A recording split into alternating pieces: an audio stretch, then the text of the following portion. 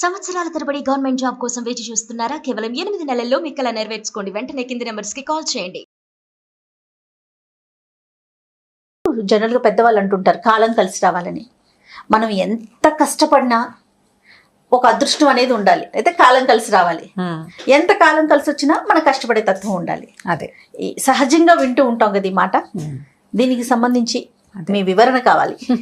అంటే వ్యక్తులు ప్రఖ్యాతులు అవ్వాలంటే విద్య ఒకటి ఉంటే సరిపోదు. వాళ్ళకి టైం కలిసి రావాలి. చాలా విషయాలు తెలిసిన వాళ్ళు, చాలా గొప్పగా పాడగలిగే వాళ్ళు, చాలా అద్భుతంగా నాట్యం చేసేవాళ్ళు, బోళ్ళంత కవిత్వం చెప్పగలిగే వాళ్ళు టైం కలిసి వస్తే ముందుకెళ్తారు. అవునండి. టైం కలిసి రాలేదనుకో వీళ్ళ దగ్గర ఏమున్నా ప్రయోజనం లేదు. ఒక్కొక్కసారి ఏమి పెద్దగా రావు వాళ్ళకి, ఏదో వేగ్గా 2 ముక్కలు వస్తాయి. టైం కలిసి వస్తే ముందుకెళ్ళిపోతారు. అవును. ఈ కాలం కలిసి రావటం మీద మనకి చాలా పెద్ద పెద్ద కథలు బోల్డ్ ఉన్నాయి. నా ఫేవరెట్ కథ ఒకటి చెప్తాం. ఓకే. ఇది సినిమా కూడా వచ్చింది. మిడతం భట్లు ఆయన పేరు, ఒక ఆయన జాతకరత్న మిడతం భట్లు అని పద్మనాభం గారు హీరో ఆ కథలో. సినిమా పేరేంటండి? సినిమా పేరే జాతకరత్న మిడతం భట్లు. ఓకే. దాని పేరేది నీకు ఆ పేరు కూడా తెలియదంటే నువ్వు పాత సినిమాలు చూడవు. పాత సినిమాలు చూసే వాళ్ళకి తెలుస్తుంది. చందమామలో వచ్చింది ఈ కథ. ఓకే. తర్వాత ఏమో ఈ మన ఊళ్ళల్లో మన హరిదాస్ ఇవి చెప్తారు కదా, హరికథలు చెప్తారు. హరికథలో కూడా ఒకసారి విన్నాను నేను. తర్వాత ఈ సినిమా చూసినప్పుడు ఒక క్లారిటీ వచ్చింది. దాని మీద కథ మనకి చందమామలో కూడా కనపడింది అనమాట. బాగుంటుంది, ఇంట్రెస్టింగ్ గా, కొంచెం పెద్ద కథ. ఓకే. ముందు వెనకాల ఏం లేవు, కథలోకి డైరెక్ట్గా వెళ్ళిపోదాం. ఒక పల్లెటూరులో ఓ తల్లి కొడుకు ఉండేవాళ్ళట. కుర్రాడు కొంచెం అమాయకుడు, అంటే మెతగ్గా మాట్లాడేవాడు అనమాట. మీకు చూడండి, కొంతమంది తెలివిగా మాట్లాడరు, తెలిస్తే ఏదో ధోరణిగా మాట్లాడతారు. ఈ అబ్బాయికి అలాంటి ధోరణిగా మాట్లాడే తత్వం. ఈ ధోరణిగా మాట్లాడేటప్పుడు పల్లెటూళ్ళల్లో ఏమవుతుందంటే వీళ్ళని తెలివి తక్కువ వాళ్ళుగా పరిగణిస్తారు. అయితే ఏదో కొద్దిగా 4 ముక్కలు చదువుకున్నాడు, కొంచెం సంస్కృతం కాస్త తెలుగు వచ్చు, కానీ ఆ ఊళ్ళో రక్తికి రాలేదు పాపం అతని చదువు. అయితే వాళ్ళ అమ్మ ఏమందంటే, నాయన పట్నం వెళ్ళబోయి ఈ ఊళ్ళో నీకేమీ మనకి భోజనం గడిచే ఉపాయం లేదు, ఇల్లు వాకిలి నేను కనిపెట్టుకుని ఉంటాను, ఏవో గొడ్డు గోదా 1-2 ఆవులు, పాత రోజులు అలా ఉంచుకునేవాళ్ళు కదా, కాయ కసురు కాయించుకునేవాళ్ళు, పెద్దగా ఆహారాన్ని ఖర్చు అయ్యేది కదా, లివింగ్ స్టైల్ చిన్నవి కదా, ఖర్చులు ఉండేవి కాదు. నీకు కాస్త ఏదైనా కట్టిస్తాను, ఇక్కడ నుంచి వెళ్ళు, పట్టణానికి వెళ్ళి నగరంలో ఏదైనా పని చూసుకో, ఏ రాజాశ్రయమో దొరికితే బాగుంటుంది. అప్పట్లో ఏంటంటే బ్రాహ్మణులకి రాజాశ్రయం కొంత సులువుగా దొరికే రోజులు అవి అని చెప్పారు. చిన్న కుర్రాడు, పెళ్లి కూడా కాలేదు. సరే వాళ్ళ అమ్మంది వెళ్ళమని చెప్పింది. కుర్రాడు ఒప్పుకున్నాడు. అతని పేరు మిడతం భొట్లు పేరే, ఆ పేరు అట్లా పెట్టుకున్నారు. సరే ఏమైంది, మిడతం భొట్లు వెళ్తానన్నాడు. వాళ్ళ అమ్మ ఏం చేసిందంటే కాసిని అట్లు పోసి ఒకదాని మీద ఒకటి దొంతులాగా వేసి, బెల్లపట్లు మనకి మినపట్లు చప్పటి పిండితోటి చేస్తే నిలవ ఉంటాయి కదా, వాసన చెడదు, బాగుంటాయి. బెల్లం పాకం ఏదో పెట్టింది నలుచుకోవడానికి, ఒక దొంతులాగా పెట్టింది, ఒక గుడ్డలో మూట కట్టించి చేతిలో పెట్టింది. అప్పట్లో ఓ జత బట్టలు ఏమైనా తీసుకున్నాడేమో, సంచులు, పెట్టెలు, బేడలు, సుట్ కేసులు ఉండేవి కాదు. ఏముంది ఇప్పుడు రోడ్డు మీద వెళ్తున్నారు, ఓ చెరువు కనిపిస్తే ఏదో పైనుంచి ఓ చెట్టు పుల్ల ఒకటి తీసి పళ్ళు తోముకునేవాళ్ళు. బ్రష్లు, పేస్ట్లు ఆ రోజులు కావు కదా, ఓ పుల్ల పెట్టి పళ్ళు తోముకుంటారు, చెరువులో నీళ్ళు కాస్త మొహం కడుక్కుంటారు, అయిపోయింది. ఈ వెళ్ళే ఊళ్ళల్లో సత్రాలు అవి ఏమైనా కనపడితే ఆ సత్రాల్లో ఉచితంగా భోజనం చేసేవాళ్ళు. ఈ దారే పోతుంటే ఏ బ్రాహ్మణ సత్రంలోనో లేకపోతే బ్రాహ్మణ ఇళ్లలోనూ భోజనం దొరికేది. సులువుగా ఉండేది, సింపుల్ లివింగ్ కదా.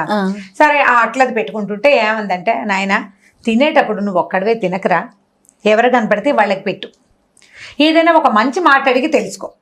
ఇప్పుడు నువ్వు ఎవరికో పెట్టావు, ఊరికే పెట్టి ఊరుకోదు, ఏదైనా ఒక మంచి మాట చెప్పండి అని అడుగు. అబ్బా, ఓకే, బాగుంది కదా. ఈ మాటలు జీవితంలో ఉపయోగపడతాయి. తల్లులు చెప్పదగిన మంచి మాటల్లో ఇదొక మాట అనమాట. మంచి మాట తెలుసుకోమని చెప్పింది. సరే ఈయన ఏం చేశాడు, బయలుదేరాడు. బాగా చాలా దూరం వెళ్ళాడు. పొద్దున్నే ఏదో తినేసి బయలుదేరాడు ఇంటి దగ్గర. తెల్లవారుజామునే అట్లు పోసిచ్చింది వాళ్ళమ్మ. బాగా ఎండెక్కిన తర్వాత ఎక్కడో కూర్చుని తిందాం అనుకుని కూర్చున్నాడు. కూర్చుంటే ఎవ్వరూ లేరు చుట్టుపక్కల, ఎవరు కనపట్టాల. ఎవరికి పెట్టాలి, అమ్మేమో ఎవరికైనా పెట్టి తినమంది. వాళ్ళ అమ్మ ఉద్దేశం ఏంటి, ఎవరైనా నీతో పాటు నడిచేవాళ్ళు ఉంటే వాళ్ళకు కూడా పెట్టమని. ఈయన కొంచెం అమాయకుడు కదా, తినేందుకు మనుషుల కోసం వెతుక్కుంటున్నాడు. ఎవ్వరూ కనపడలేదు. ఒక నక్క ఏదో తవ్వుకుంటోంది ఒక చోట తిండి కోసం, దాని దారిన తవ్వుతోంది. ఈయన ఏమన్నాడు, పిలిచాడు చప్పట్లు కొట్టి, రా నీకు అట్టు పెడతానని అనేసరికల్లా సరే నక్క వచ్చిన దగ్గరికి పిలుస్తున్నాడని ఆ నక్క ఏం చేశాడు, ఒక అట్టు బెల్లం చుక్క రాసి పెట్టాడు. అది అటు తినేసింది. ఈయన తన అట్లు తను భోజనం చేశాడు. మిగిలిన మూట కట్టి, నీకు అట్టు పెట్టాను కదా, ఏదైనా ఒక మంచి మాట చెప్పు అని అడిగాడు. నక్క ఏమందంటే, బాబు ఏం మంచి మాట చెప్తాను, సరే నక్క వలే తవ్వుతున్నాడోహో అను, ఈ మాట అనుకుంటూ వెళ్ళినైనా నీకు శుభం జరుగుతుంది అని చెప్పింది. నక్క ఏం చేస్తుంది, తవ్వుతుంది బొరియల్లాగా. నేనేం చేస్తున్నానో ఆ పని చెప్పు అని చెప్పింది. జంతువు ఎలా మాట్లాడుతుంది ఇలాంటి ప్రశ్నలు వేయకండి, పిల్లలు కూడా వేయనివ్వద్దు. నక్క వలే తవ్వుతున్నాడు హో అనమని చెప్పింది. సరే నక్క వలే తవ్వుతున్నాడు హో అని లోపల లోపల అనుకుంటూ నడుస్తున్నాడు. వెళ్ళాడు. బాగా మధ్యాహ్నం అయిపోయింది, 3 దాదాపుగా అయిపోయింది, ఆకలి వేయటం మొదలుపెట్టింది. సరే కూర్చుని తిందామని ఒక చోట కూర్చున్నాడు. ఏమీ లేవు. ఎదురుకుండా పెద్ద పెద్ద తాడి చెట్లు ఉన్నాయి. తాడి చెట్టులోంచి ఒక శబ్దం వినిపించింది. ఏమయ్యా బ్రాహ్మణ, ఒంటరిగా తినేస్తున్నావు, నాకు కూడా పెట్టచ్చు కదా. అదేమిటి, పెడతాను కానీ నువ్వెవరు, నాకు కనబట్టం లేదు అంటే, నేను తాడి చెట్టుని, నేను తింటాను, నా కింద ఒక తొర్రను చూసావా, తొర్రలో పెట్టుకోకట్టు, నేను తింటాను అనేసరికి అదేదో అడిగింది కదా అని ఈయన ఏం చేశాడు, 2 అట్లు తను భుజించి ఓ అట్టుకి కాస్త బెల్లపాకం రాసి ఆ తొర్రలో పెట్టాడు.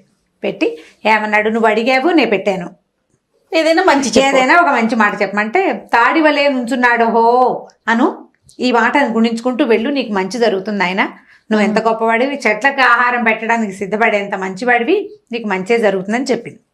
బాగా చీకటి పడిపోయాక ఏమైంది, ఒక లేడీ కనపడింది ఇతనికి. ఆ లేడీకి కూడా ఒక అట్టు ముక్క పెట్టాడు.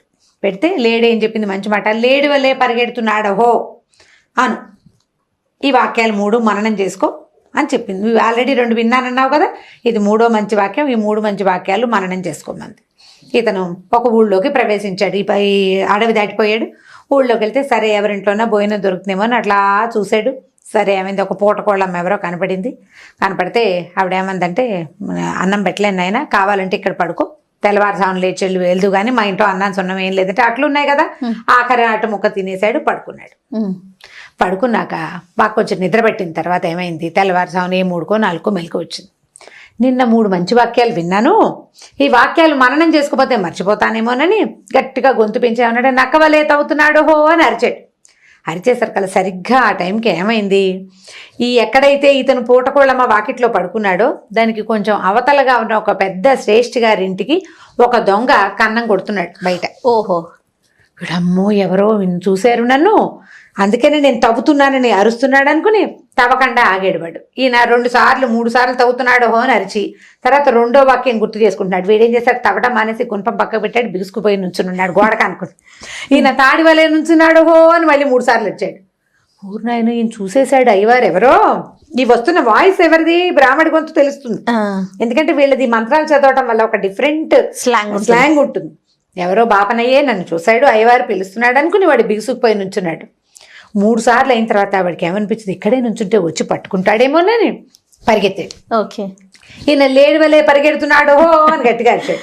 అరిచేసరికి ఈ 3 సార్లు అయ్యే లోపల ఈ పరిగెడుతున్న వాడు ఏమైంది, ఈ దారిలో ఒక దారి వైపుకు పరిగెడుతుంటే వాకిళ్లలో పడుకుంటారు కదా కొంతమంది పెద్దవాళ్ళు, ఒక ముసలాయన పడుకుని కర్ర కొంచెం పక్కకు పెట్టాడు. ఆయన పోటీ వేసుకునే కర్ర, నడిచే కర్రలు, తాటించుకునే కర్రలు ఉంటాయి కదా, పొడుగాటి చేతి కర్ర, ఆ కర్రకి కాలు తగిలి పడ్డం ఎలా పడ్డాడు, ఈ మంచం నుంచి అవతల మంచం మీదకి పడ్డాడు. మీద పడేసరికి పట్టేసుకున్నారు, ఎవరో మీద పడుతున్నారని. అందరూ ఏవో చిన్న చిన్న దీపాల లాంతర్లు ఇళ్లలోంచి వచ్చినాయి, పరిగెత్తుకుంటూ పట్టుకున్నారు వాడిని. పట్టుకుని ఏంట్రా ఏరా సంగతి అంటే, వాడు దొంగని అదని తెలిసి వాడిని పట్టేసుకున్నారు.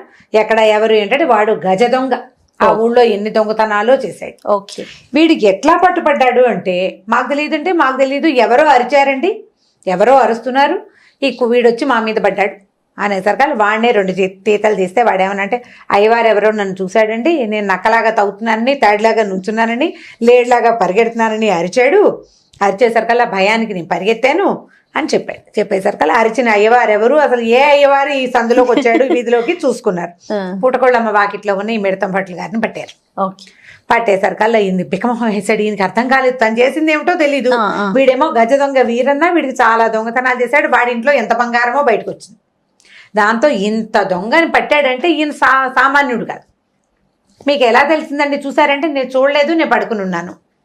నువ్వు పడుకునున్న వాడికి నీకు ఎలా కనపడింది అంటే, కనపడలేదు, నాకు కనపడడం కాదు, పొద్దున నక్క చెప్పింది, మధ్యాహ్నం తాడి చెప్పింది, సాయంత్రం లేడి చెప్పింది అంటే అందరికీ నవ్వు వచ్చింది. నమ్మరు కదా, నక్కలు తాళ్ళు లేళ్ళు ఎందుకు చెప్తాయండి. బహుశా ఈయనకి ఆ రూపంలో జాతకం ఏదో తెలుసు, ఈయనకి జాతక దేవతే, బహుశా జ్యోతిష్య దేవత ఇలా వినపడుతోంది, ఇలా తెలిసిందని అనుకున్నారు. అనుకుని రాజుగారి ముందు ప్రవేశపెట్టారు. ఈ అయ్యవారి వల్లే ఈ దొంగని పట్టుకున్నాము అని. అక్కడి నుంచి ఏమంటే మీకు జ్యోతిష్యం తెలుసా అంటే, అవునన్నాలో కాదని, నాకేమి రాదు అంటే ఏం బాగుంటుందో బాగుండదు, నిలువుగా అడ్డంగా ఊపెడతాను, ఎస్ అని లేదు, నో అని లేదు. అయితే ఏమైంది, ఆయన ఏం చేశాడు, టక్ మన ఇలా అని, నా చేతిలో ఏముందో చెప్పండి అయ్యవారు, మీకు జ్యోతిష్యం తెలుసు కదా అన్నాడు. ఏం చెప్తారు, నీ చేతిలో ఏముందో నాకేం తెలుస్తుంది, ఆయన అవి తెల్లబోయి వీడిని దొరికేవరో మిడతం భట్లు అన్నట్టు పైకి ఆయనకి స్వాగతంగా మాట్లాడుకునే అలవాటు. అనగానే వెంటనే రాజుగారు, అయ్య బాబోయ్ మీకు ఎంత తెలుసు అంటే మిడతేనండి ఎగురుతుంటే పట్టుకున్నాను. చేయి తీసేసరికి చిన్న మిడత ఎగురుకుంటూ పోయిందనమాట. నేను మిడతనే పట్టుకున్నాను, మీరు ఎంత బాగా తెలిసింది.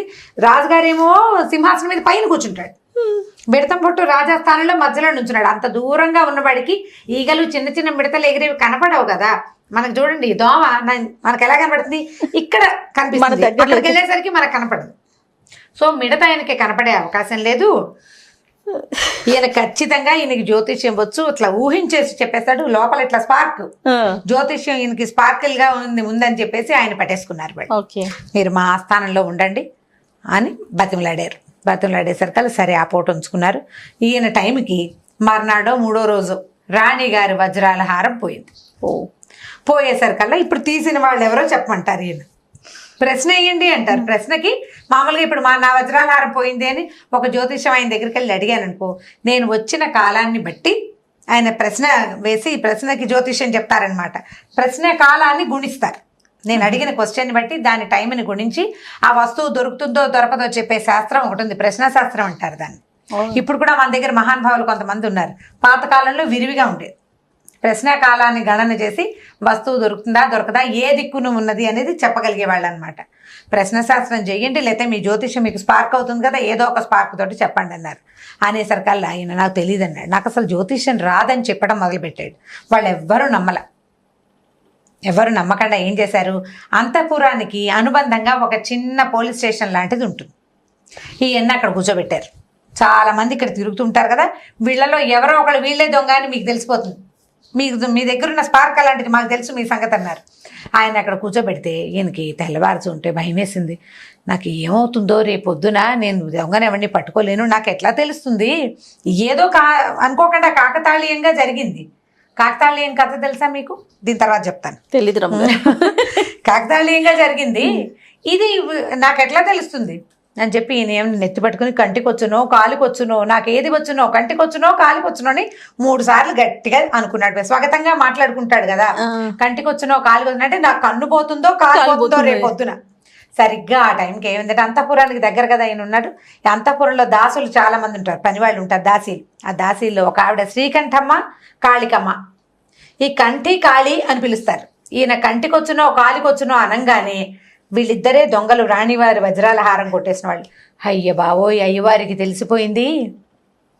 కంటికొచ్చునో కాలికొచ్చునో అంటే మన ఇద్దరిలో ఎవరో ఒకళ్ళ హారం తెచ్చి ఇవ్వాలి, నేను మంత్రం చదివేస్తున్నాడు, ఏం కొంప మునిపోతుందోనని పరిగెత్తుకుంటూ వచ్చి, అయ్యవారు మీ పుణ్యం ఉంటుంది, సంపెంగి చెట్టు మొదట్లో దాచిపెట్టామండి, మేమే రాణివారి వజ్రాల హారం తీసాము, మా పేర్లు చెప్పకండి, ఆ వస్తువు మాత్రం తీసి ఇచ్చేసేయండి బాబు, మీ పుణ్యం ఉంటుంది, మీకు మీ ఇంట్లో పనిచేసి మీ రుణం తీర్చుకుంటామని బతిమలాడటం మొదలెట్టారు. ఈయన అమ్మయ్య దొరికింది, ఛాన్స్ దొరికింది కదా. అంతేగా. సరే అక్కడి నుంచి మర్నాడు పొద్దున ఏం చేశాడు, తీసిన వాళ్ళు ఎవరో నాకు తెలీదు, కానీ వస్తువు మాత్రం సంపెంగి చెట్టు కింద త్వరలో ఉంది అనగానే అందరూ పరిగెత్తుకుంటూ పోయారు. సంపెంగి చెట్టు కింద త్వరలో వస్తువు దొరికింది. దొరకంగానే ఇక మిడతం భట్లు గారు సూపర్ కింగ్ అయిపోయాడు అనమాట. అక్కడ ఈ కంటికమ్మ కాళికమ్మ ఇద్దరు కలిసి తప్పించుకున్నారు, అక్కడి నుంచి పారిపోయారు వాళ్ళు ఇంకా పనికి రాకుండా. సరే ఈ రాజుగారు ఏం చేశాడు, ఇంత అద్భుతమైన జాతకం చెప్తున్నాడు ఈయన అని చెప్పి వీళ్ళ ఊరికి పక్క ఊళ్ళో ఉన్న ఒక అగ్రహారాన్ని మిడతం భట్లు గారికి ఇచ్చారు. దీనికి జాతకరత్న మిడతం భట్లు అని బిరుదు కూడా ఇచ్చి బోలెడంత డబ్బు, బంగారం, గుర్రాలు, ఏనుగులతో సహా అగ్రహారానికి ఇన్ని పంపించాడు. ఈ ఊళ్ళో ఉండండి అని వాళ్ళు అడిగినా మా అమ్మ ఒక్కతే ఉంటుంది, మా ఊరు వెళ్ళిపోతానన్నాడు. ఎప్పుడైనా అవసరమైతే పిలవండి, నేను వస్తానని చెప్పాడు. ఓహో. దాంతో ఏం చేశారు, చక్కగా గుర్రం ఎక్కించి ఓ 2 మేనాలు, వివాహం చేసుకోండి స్వామి, మీకు కావాల్సిన వివాహ ఏర్పాట్లన్నీ మేమే చేస్తామని. ఇప్పుడు మరి ఇన్ని లాభాలు కనపడ్డాయి కదా, దాంతో ఆయన ఇంటికి పంపించారు. ఈ బోళ్ళంత చక్కటి వేషధారణతో దిగిన మిడతం పట్లని ఊళ్ళో ఎవరు గుర్తుపట్టలేదట. వాళ్ళ అమ్మ కూడా గుర్తుపట్టలే. ఇదేంటంటే, అమ్మ నేనేనమ్మా, ఇగో ఇలా జరిగింది. మంచి మాట అడిగి తెలుసుకోవటం వల్ల అది జరిగిన మేలు మొదటిది. రెండోది కాలం కలిసి వచ్చింది. ఆయన ఏ మాట చెప్పినా టైం కలిసి వచ్చి ఆ మాటలు అక్కడ నిజమైపోయింది. మనం ఎంత విషయాలు మనకు తెలిసినా కూడా టైం మనది కాకపోతే ఏ లాభము లేదు. కాబట్టి కాలం మనది కావాలంటే ఏం చేయాలంటే మంచివి మాట్లాడాలి, మంచి పనులు చేయాలి, అంతే తప్ప ఇతరులకి సహాయం చేయాలి. పనులు మానేసి కాలం కలిసి రావాలని వెయిట్ కూర్చోకూడదు. కాలం కోసం కూర్చోవడం కాదు, మన జరుగుతున్న కాలంలోనే సరైన పనులు, సజావైన పనులు, ఇతరులకు సహాయం చేయటం లాంటి పనులు చేస్తే ఏనాటికైనా కాలం మనదయ్యేందుకు అవకాశం ఉంటుంది. సినిమా కనుక దొరికితే ఎక్కడైనా నెట్లో చక్కగా చూడండి, పద్మనాభం గారి సినిమా బాగుంటుంది. కథ ఇది మెయిన్, చాలా బాగుంది. దీన్ని డెవలప్ చేశారు చాలా, కథని బాగుంటుంది. సినిమాటిక్ గా చేస్తాం కదా ఎంతో కొంత, సేమ్ ఓల్డ్ ఫ్రేమ్ అయితే ఇది సూపర్ రమ్మ గారు. ఇంకొక స్టోరీతో కలుద్దాం. సరే.